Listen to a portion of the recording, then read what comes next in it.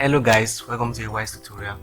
In this video, I'm going to show you on how to apply a meta text to your text in Coreldraw. So let's begin. Well, step 1 is to click on your text tool, then type the text you want to apply the effects to, then increase it just like this, then change the font and download this font at dafont.com. That is it as Juice ST. And give it the font, increase it, and press the tab to centralize it. So after that, click on this background, increase it a little bit, press the tab to centralize it, or then change the page orientation to landscape, just like this.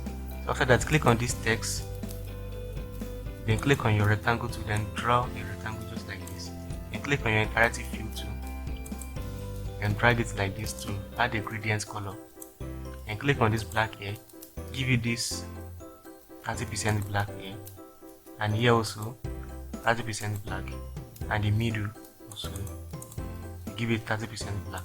So after that, this place here, give it this color that is 10% black, and here also give it 10% black.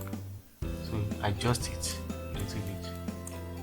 So after you are done with that, click on this text and press the G on your keyboard and click copy fill properties to copy the gradient color you have done here.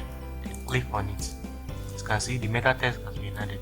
So you need to give this meta text a shadow by clicking on your interactive drop shadow tool. So then go to preset and choose flat bottom left, just like this.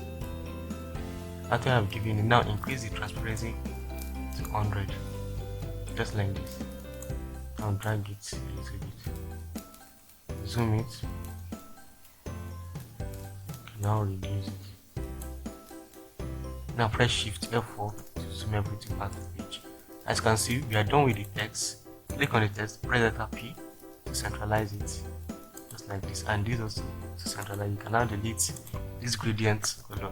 As you can see, we are done with the text, and that's how to apply a meta text to your text. So don't forget to subscribe, and I'll see you in the next video.